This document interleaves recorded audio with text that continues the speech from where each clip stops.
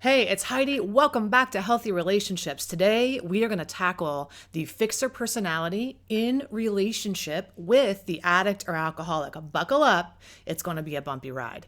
I'm Heidi, by the way. If you're new here, I just want to take a minute and say welcome home. I'm so glad that you found me. I'm the creator of Attachment Personality Patterns, and that is my revolutionary, brand new way to explain codependency and the issues of codependency, because I believe codependency is at the root of all our relationship issues and challenges, and it's just a way to function and dysfunction. So I'm going to dive into the fixer personality today. Now, if you're a fixer, listen, we know that you are a good egg.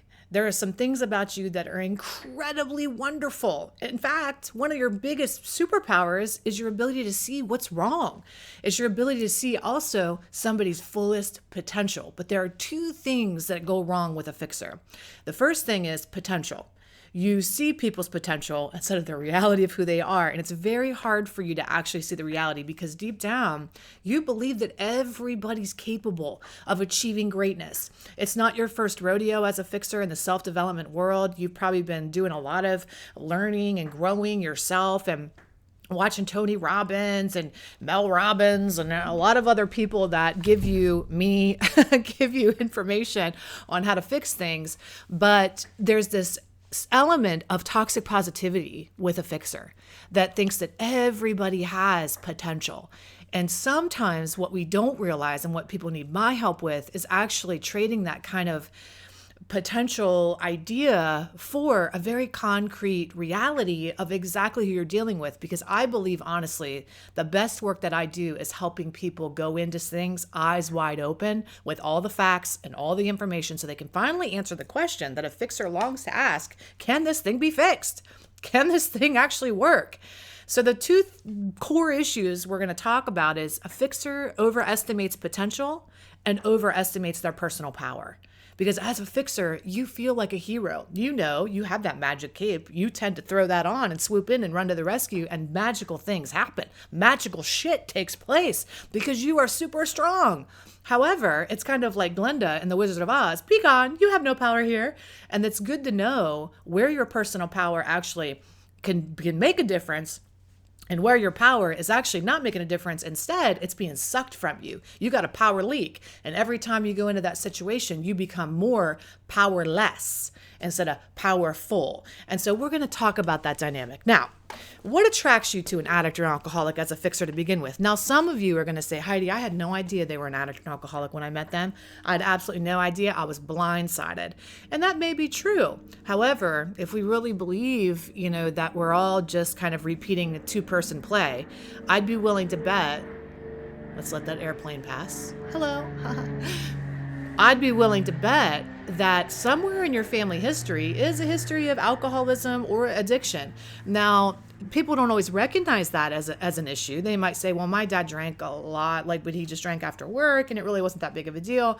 But as we dive a little deeper, we find that fixers are not new to addiction, okay, and alcoholism. But when you first meet somebody, you could say, I don't really know that that's true, or they told you they had a history of it at one time before.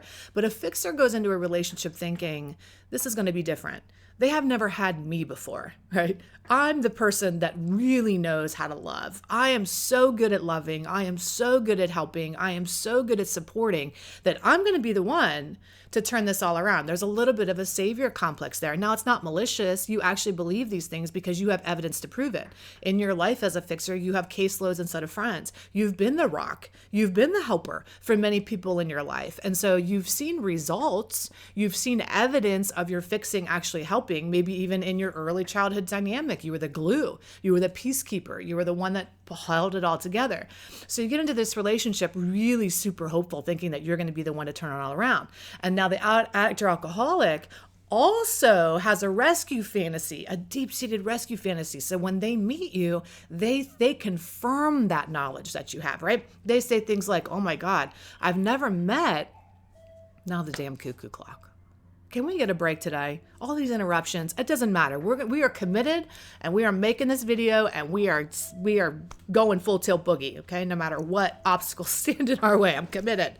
So the addict or alcoholic, let me wait for that to pass. Oh, guys, it's like every time I start something, a plane goes by It doesn't matter, right? The information is coming through. We're still going to go. I'm not starting over. Okay. We're already on a roll. We're going to keep going on, and it is what it is. So the addict or alcoholic has a rescue fantasy, and they're thinking to themselves, you are the one. And they're confirming that for you. Nobody's ever quite loved me the way you love me.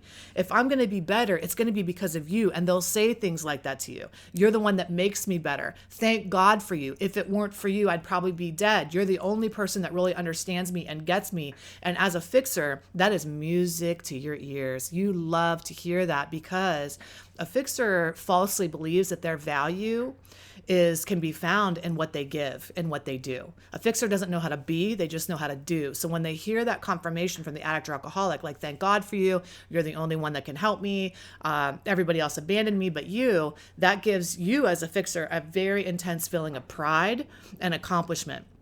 And it's a false metric, because in reality, what ends up happening in that dynamic, as a fixer, you might see that person is off the rails, off the wagon, out of recovery. And you as a fixer get on the phone, you get on the computer, you're researching treatment centers, you're doing everything you can possibly do. You're watching my videos, you're learning about addiction and recovery, and you are pouring your heart and soul into fixing this situation. And what is the addict or alcoholic doing? Relying on you and counting on you to do it all. And again, you get that false sense of fulfillment and progress because you're doing, but it's a false metric, because the addict or alcoholic has no skin in the game. They are not doing anything for their own recovery, and you as the fixer are doing everything. And you're feeling good, like you're thinking, I'm getting momentum, we're getting movement, but it's only because you're the one moving. It's only because you're the one putting the effort in. If you stop putting that effort in, that alcoholic or addict is not going to do a goddamn thing. Okay. And you tell them you manage their recovery. Did you go to your meeting? Did you get a sponsor? Are you going? What you talk about in therapy? You're doing everything you can. And maybe you lighting a fire under their butt actually gets the momentum. But as soon as you back off, what ends up happening? They stop and drop the ball. Now, here's where it gets challenging. Because you can't want somebody's recovery and work harder on somebody's recovery than they are working on their recovery. Because what ends up happening is you get resentful when they're not doing the damn thing you're telling them to do. And as a fixer, you can get very passive aggressive or super resentful when people are not following your damn good advice. It irritates the hell out of you, because if you just listen to me, if you just do what I'm telling you to do, you're going to be better. We're going to be happy. But again, what you have to understand is an alcoholic or an addict, that person is hijacked to a victim type personality, one of my other attachment personality patterns. And although they're telling you the right thing, they're stuck in that victim mentality until they fully embrace and get into their own recovery program. So eventually, them saying to you, you're my savior, thank God for you, you're the only one that helps me, if it weren't for you, I'd be dead, and all the things they say to you. Do you know what that turns into over time? You're the one that makes me drink. You're the one that makes me relapse. All the pressure you put on me is not working for me. If you would just accept me the way I am, I probably wouldn't be an alcoholic. You're trying to change me, and that's why I want to do drugs. You're always on my ass, and that's why I need to go escape. Do you see? You were once the savior, and now you become the villain. And that's what a victim does. It makes a villain out of a hero. Okay? Because there is no responsibility in a victim mentality, which is addict or alcoholic. It's the blame game, honey. That is the name of the deal. And anything they can project, deflect, minimize, rationalize, or justify, they are going to do it. And so where does that leave you? That leaves you trying to channel that hero, which is a good quality to have, by the way, in a better direction and a better use of your time. There are people in your life that actually want your support and want your help and do actually follow what you're asking them to do, not this person you keep asking to do what they need to do, and they continually minimize, justify, rationalize, blame, excuse, and do all those things and don't follow your damn advice. And it just keeps getting worse and worse. So you want to answer the question, when do you leave then? Should you stay? Should you go? What should you do? How much time and effort and energy should you pour into this person? Is it worth it? I have those answers for you. I actually can tell you that. And I can tell you that when we work together. When we sit down together, I get to know you and your exact situation. And look, it's like almost I have a crystal ball. And really what that is a combination of vast experience. You know, whenever I was in the treatment industry and I worked inside of one of the world's leading drug and alcohol treatment centers, day in and day out for 7, almost 8 years, I helped thousands of addicts and alcoholics. I've heard every story under the book. I've seen every person come through those doors, every scenario. And what I know for sure, there are patterns that emerge when you can see when somebody's going to be successful and actually embrace this damn thing. All right. You can tell, you can see whether people want to tell you that or not. Everything, like Lao Tzu said in the Tao Te Ching, everything you need to know about a person is revealed in their behavior. Okay. Maya Angelou said something similar too. When people show you who they are, believe them. And so I help people do that. I also want to help you kind of understand what you have control over and what you don't, because you want to be a wife and not a mother.